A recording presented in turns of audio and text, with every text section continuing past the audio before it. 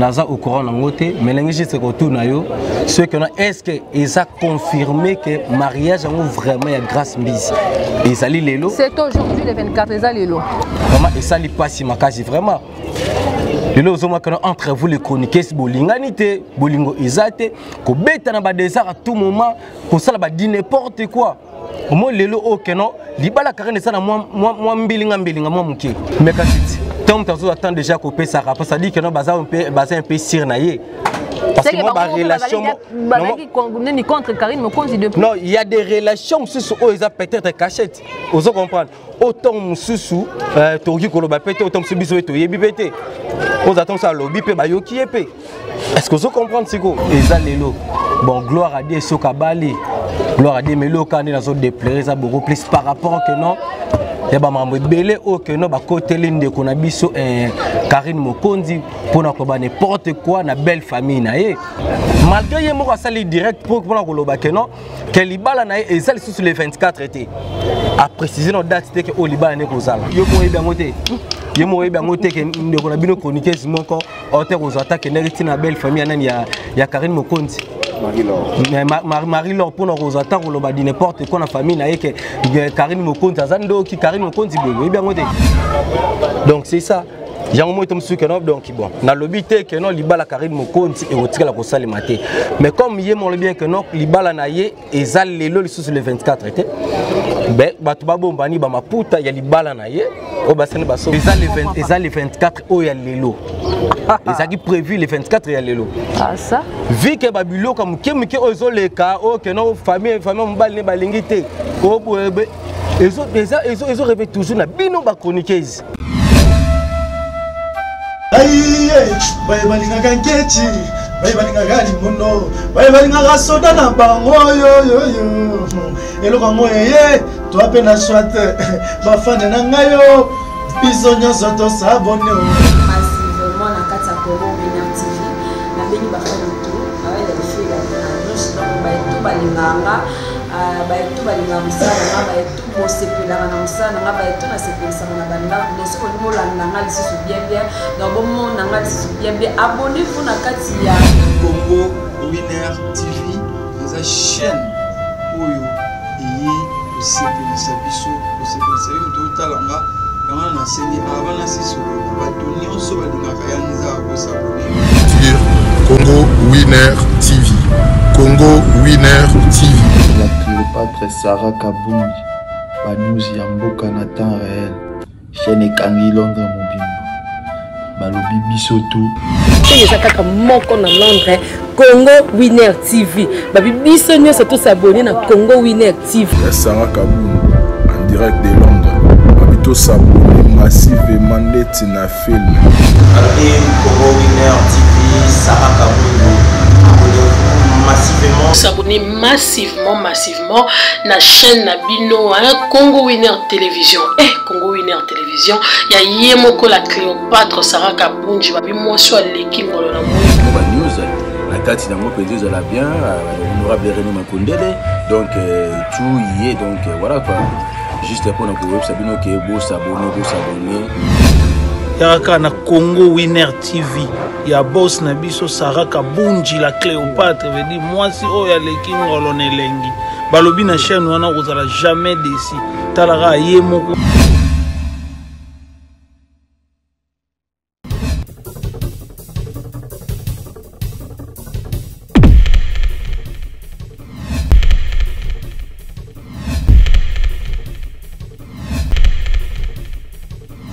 La réalité de l'artiste avec votre humble servante Berika Kalonga, autrement dit Mercure, la bébé de sa patronne. Quand je dis déjà ma patronne, je vois déjà maman Sarah Kabundi, monsieur Alekingolo na Mwindu, la Cléopâtre. Donc voilà. Et puis derrière les caméras, je vois mon coordonnateur Zuma Tumba Mwamba Papa na Moïse Mobala Mbinga Oazanga Mbanda et puis sa Zouate Wanazali Ngandi na Mnalubiango. Donc voilà.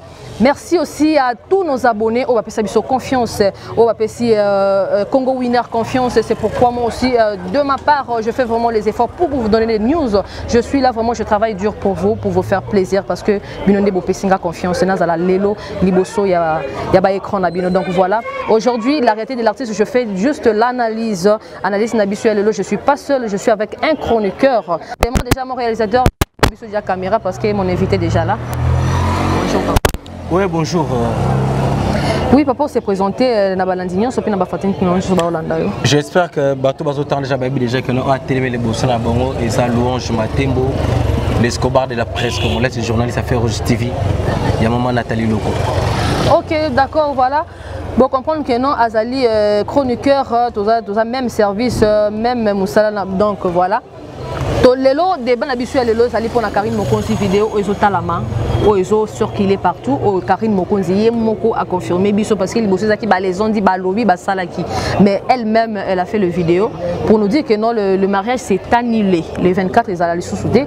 Mais aujourd'hui, à ma grande surprise, grâce Mbizi à Osala mariage Lelo, je ne sais pas si tu es au courant de ça. Naza au courant en côté, mais l'engagé c'est retour nayo. Ceux qui ont est-ce qu'ils ont confirmé que mariage en vraiment il y a grâce Mbizi. Et ça Lelo. C'est aujourd'hui les 24, ils allaient Lelo. Lelo. Bon, gloire à Dieu, Sokabali. Gloire à Dieu, mais là, quand on a déploré, ça beaucoup plus par rapport que non.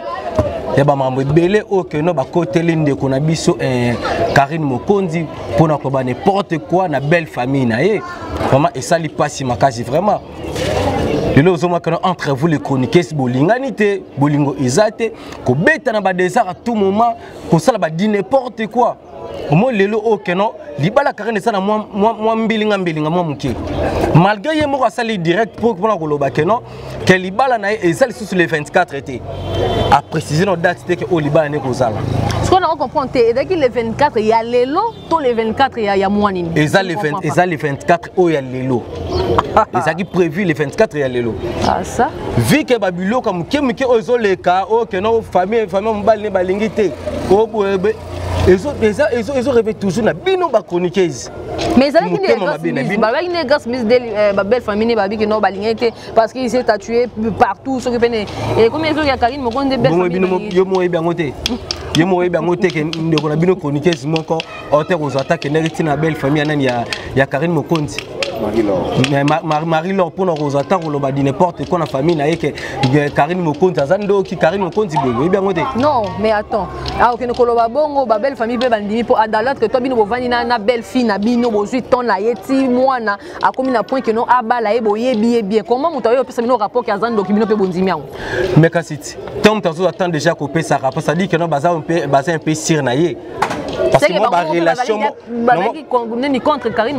Non, il y a des relations sous ils ont peut-être cachette. Vous comprenez? Autant sous Togi Koloba pété, autant sous biso et Toyebi pété. Vous attendez ça, lobby pe bayoki épée. Est-ce que vous comprenez c'est quoi? Donc c'est ça. Il y a un moment où donc bon, na lobby te que non libala Karine Mokonzi et otika la kosali maté. Mais comme il est bien que non libala naie et zal lelo sur le 24 été. Ben batu babombani ba maputa ya libala naie o basene basomba. Pourtant on dit que non soki ba belle famille ba comme déjà na moi ba inquiétude mo bo na libala. On montre que non libala ngo c'est vraiment n'impasse TP et ko qui peut risquer pe ça les malisous souté pour ba belle famille so basi ba télémeli kambo cause so juste choc. Mais sachez-le que tout est possible. L'union est possible dans quoi en Zambie. Parce que au moni soki et loko o déjà ce nous avons pas que non libala Karine Mokonzi akobala na mutetel yebango qu'il pleut ou qu'il neige libala ne sali makaka ata ba yeba kiti ba sali boye libala sali makaka. Je ne suis pas là pour défendre Karine Mokonzi. Karine Mokonzi aza sœur na biso ok non à tout ça ni même ça là faut se comprendre mais et ça qui vraiment pas si quoi que non donc babilo ka ba jara ba façon de comprendre c'est vraiment déplorable alors. Mais pourquoi je demande une question à chaque fois pourquoi toujours Karine Mokonzi pourquoi à tout moment oui que mutu soki un peu trop même attends que non ba fundité ba kiko ba n'importe quoi te maramoto sala raise internet mutu mo mezo talama siko so ba vidéo ezaka à tout moment Karine Mokonzi sali boy Karine Mokonzi kenaki Karine Mokonzi lobaki ezo comme la pe ba belle famille na pe ça juste Webinini. Mon akata Barcelone, équipe Barcelone. Joueur nini okeno, combo de tanga mamaka siminji. C'est le meneur des jeux, Messi, Lionel Messi. Donc parce que Azal le meneur des jeux, tellement qu'il a abeta bien, Azal Ramarambo et Sepeli Sarabatu. On s'en met que non, on a 4 musiques à comment on a Kofi Olomide. On s'en prend. Kofi Olomide toujours, a créé toujours, pour que Azal a toujours en actualité. Mais non, il n'est pas seul. Hein? Il n'est pas seul. C'est pas seulement Kofi Olomide. Bien sûr, tout ça bien que non. Quand je parle de Kofi Olomide, je vois directement que non. Kofi Olomide a ce côté peut-être ma message génération là. Le lot on subasa ti ban six Kofi Olomide dans sa montée. On se comprend. Karine Mokonzi a ça la fille oh non non. Il y a comme c'est trop Karine Mokonzi alors donc même pas. Donc comment Moni Karine Mokonzi a ça la fille oh que non a chroniqué oh que non a yena makambu na ye. On se comprend. Karine Mokonzi a étoile. Karine Mokonzi a sa étoile. Il y a un moment qui a sa sora bête l'orona et Simbi. Et ça peut bon également des peu gloire langue ça peut bête l'orona ba on peut et Simbi et ça le roi ba grâce Simbi ça peut bête l'orona ba peut Simbi. On se comprend. Et ça peut dernièrement peu Rafine Tumba ça c'est le l'orona et Simbi malgré ya za to ko finga Kofi Olomide Simba qui non c'est et ça ouais ça c'est bêtise. Kofi Olomide donc c'est un papa d'abord. C'est un responsable. Donc, Rafine Tumaki jamais au comment niveau manqué Kofi Olomide. Et puis, est-ce qu'on n'a jamais un mboka moko au monde que non un chroniqueur ou chroniqueuse mobile que non a soit un Kofi artiste et musicien. Et ça les marathons toujours na carte ya mboka na biso Congo. Donc biso ba chroniqueur vous les chroniqueuses vous devez respecter les artistes et musiciens. Vous devez respecter l'ontologie de journaliste. C'était tout le monde a simi micro, mais il n'est pas journaliste. C'est pourquoi oui, bien sûr. Parce qu'il y a un moment bilo qu'on a une saison revient toujours avec bêtises. Et puis, il y a évité sur les alara que non parce que c'est ok pas mission moro boyer pour que non au tourner mission ou tellement aux les artistes et musiciens sont bien que non kotati avant de tourner kotanan. Tebe soro koti au moni maramno au bosalo kuna tongo bimia déjà ah ngago to déjà ndena boye namona nanga déjà Zuma Tumba namona nanga déjà tatoué wa namona nanga déjà Kofi Olomide donc nda batala tible mba namona déjà que non mo bimba nega ce qu'on se tolobi ya to un peu grâce Misi mariage ni le 24 est-ce que c'était déjà prévu ou à prévenir il y a tout le monde savait que non mariage n'est que c'est passé les lots ou c'est une surprise pour tout le monde pour moi na s'intéressait vraiment pas trop na ma grâce Misi mais j'avais les informations. C'est une concurrence entre Grâce Misi et Karine Mokonzi. Oui, parce que moi, je a changé de date. Bon, na habité. Na habité, nous sommes sur les appareils. À mon avis, non, et qui tombé, Nzela Mona Grâce Misi, tenga go balancer Mona Grâce Misi, le roi il a osé les 24, on a changé dans la date tout le babongo. Bon. Tom Susu balinga tala na Tom Suki no ya nani Tom Suki no so ya Grâce Misi Tom sur place basuki yanga feza Tom sur place bango yanga bandi. Mais pourquoi des genres de guerre d'esprit comme ça à tel point que peut-être date est coïncidée yona muninga bo bala jour moko.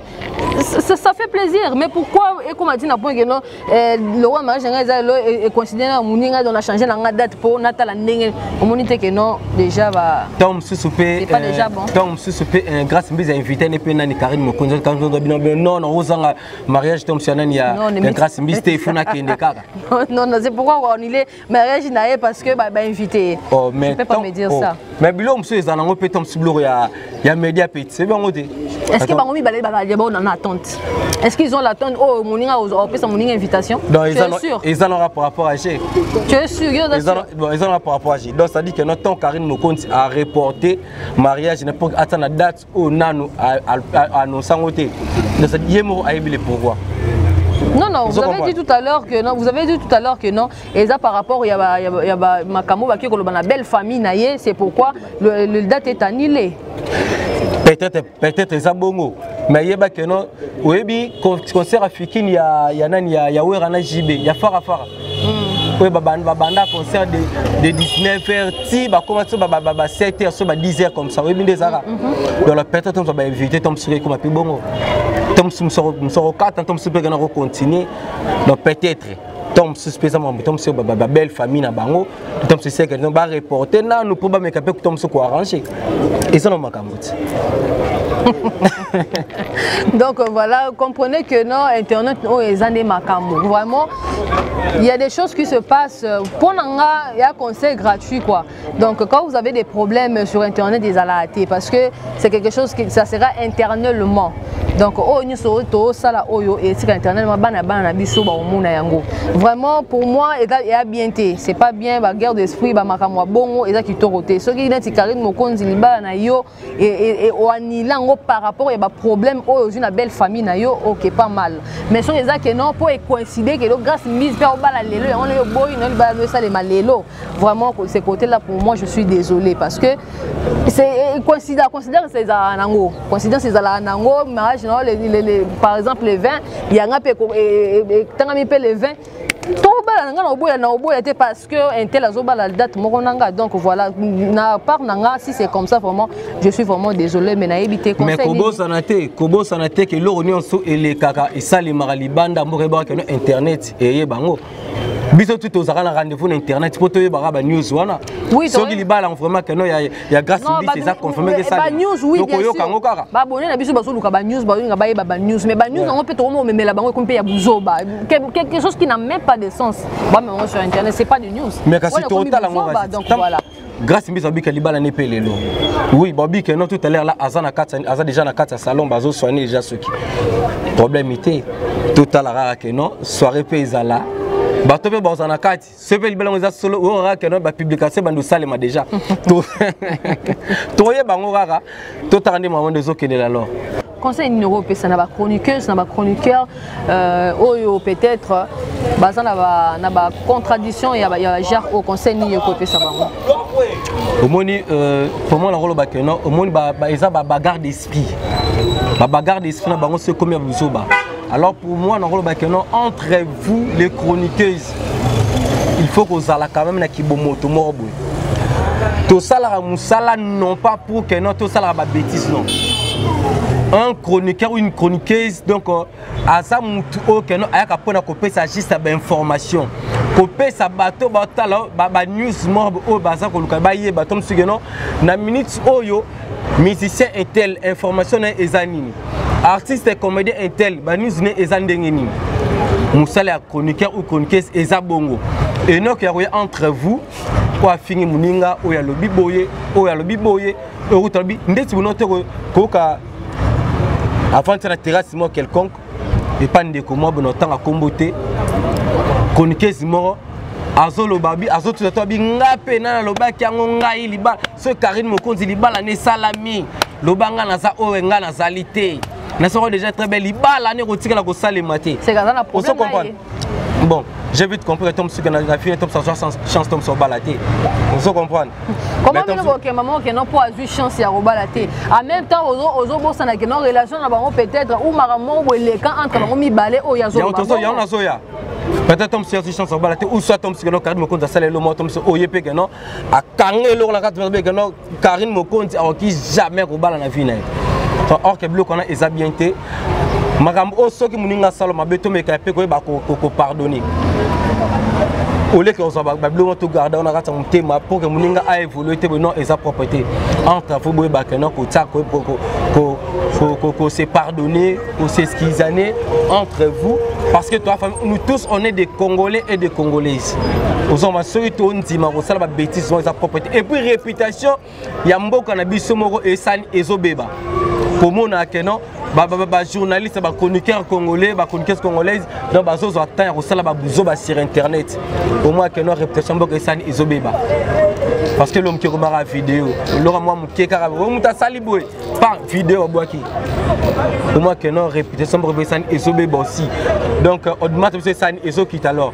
donc par là to mekapé ko arranger to solo la to bongisa place ma be ça to sani que non to bongisa malgré le monde et comme le monde artiste bagarre d'esprit à la ramène faut y avoir bien donc c'est juste ça alors vraiment nous sommes arrivés à la fin de notre analyse d'aujourd'hui rapidement on va ça va dédicace na yo na ba fanatique na yo et puis numéro et contact et puis on va se séparer avec vous ouais dans profiter directement au Sambo maman Nathalie Loko de Bruxelles ndenge sala kaka Jerry Kobetox voilà les tout en bon la solo bambote na iska ozali hein militaire na biso vraiment de la presse ndé sala Jerry Kobetox tatou bambote na zali Zuma Tumba bambote na pe iska ozali vraiment que donc Louange Matembo la d'accord avec vous donc plutôt makasi ya Gabi Zanga de Belgique Niki la grande de Londres El Kalukombo ya maman Adélie depuis Suisse bambote iska ozali l'architecte international leur ville sur la LBJ Iverson Mukunga Nabo sanité Arnaud Mbunga drapeau blanc. Nalo basi sunimi. Faye matemo bimba ndenge sala kaka cheseni chamaka na cycle. Grâce makelele bambote no iska ozali le monnaie le plus cher livre sterling matu matemo na kata Luanda bambote no iska ozali vraiment bambote ebele na batu nyonso bazwita kolanda. Et bo s'abonner vraiment c'est bon na kata chaîne na biso oyo. Congo Winner. Congo Winner bo s'abonner vraiment donc bon les sama lobananga Louange on a vu bo s'abonner vraiment. Numéro de téléphone rapidement. Pour tout ça besoin à contacter Louange Matembo l'Escobar de la presse congolaise au Kozonga na plus 243 bien plus 243 85 46 56 367 plus 243 85 46 56 367 sur bien directement aux Zouanga numéro ils ont placé la WhatsApp donc cela vraiment qui tourne makasi. Ok, merci Louange d'avoir accepté notre invitation. Nous sommes arrivés à la fin de notre analyse d'aujourd'hui. Vraiment, je dis un grand merci à mon réalisateur Zuma Tumba Mwamba, Papa na Moïse Mobala Mbinga Azanga Mbanda. Vraiment, je dis encore un grand merci à ma patronne. C'est parce que c'est pour elle que je suis aujourd'hui devant vous. Vraiment, maman Sarah Kabunji, la Cléopâtre, moi sur les King Olona Mwindu. Donc vraiment, abonnez-vous massivement sur notre chaîne Congo Winner Télévision. Vous ne serez pas dessus parce que des analyses comme ça se passe sur Congo Winner Télévision. Je dis un grand merci à Famille Mwamba, Famille Kalonga, Dani Kalonga. Dani Kalonga, ça la gâteau, il y a bien vraiment, il se déplace, malgré il est à Brazzaville, mais ceux qui vont aller à gâteau, bien l'anniversaire, la mariage, contactez Dani Kalonga sur plus 242 06 911 15 60. Vraiment, Dani Kalonga a se déplacé, vraiment, vous allez dessus, na gâteau, il y a bien. Vraiment, restez toujours branchés sur notre chaîne Congo Winner Télévision, vous ne serez pas dessus. De publicité, ça se passe ici sur Congo Winner Télévision, de garde des théâtres. Donc voilà, ici tout ça se passe, de sport, tout. Nous ne sommes pas limités, donc voilà. Tous les caca, on a tina, tous les caca, on a donc vraiment restez toujours branchés et puis abonnez-vous vraiment massivement. Moi et vous, on se retrouve très prochainement. Bye.